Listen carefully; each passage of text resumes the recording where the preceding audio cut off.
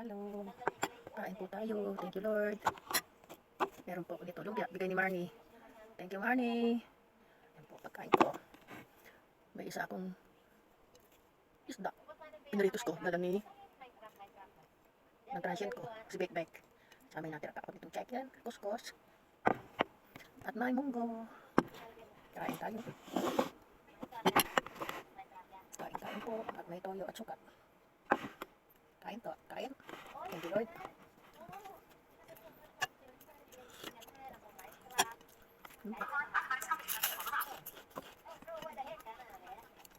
Ay, thank you kay Lord.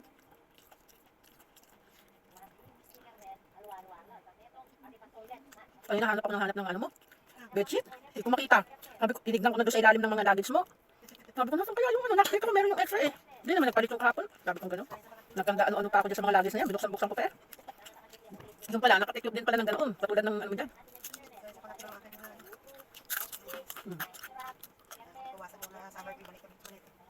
Biglang umilis na naman eh. Bababa daw sa next week. Uminit na naman o wala na naman eh.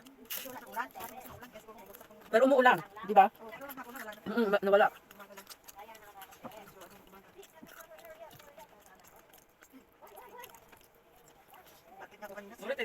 Naku, Diyos ko po. Napadami yung Ang dami kong mga pagkain. Napadami yung aking dilis. Ay, baka, kumakain ka na? Tapos na. Ay, natapos na pala.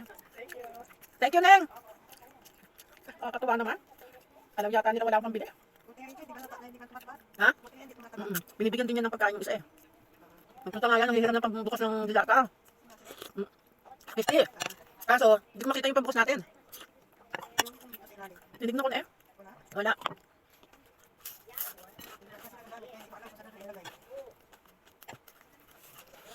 Nagdata siya eh. Ewan ko, may yung ano eh.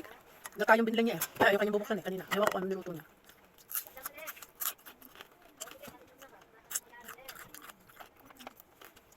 Ang buti ng Lord.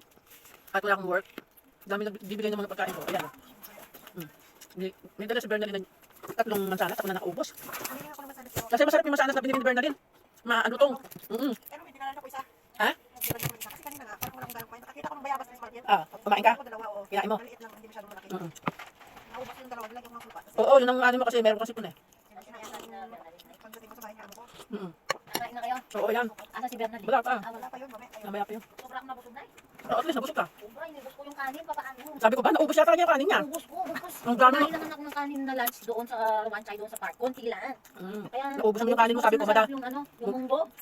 Kaya nga hindi nakita pinagluto ng gulay. Oo, masarap. Ubus ko kaya.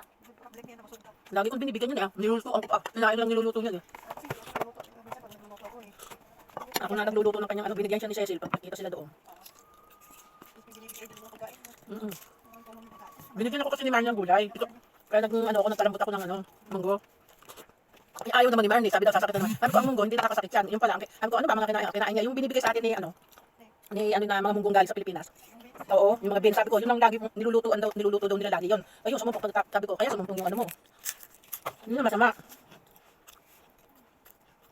Kasi yun ang talaga beans. Nagsuka-suka pa daw siya eh.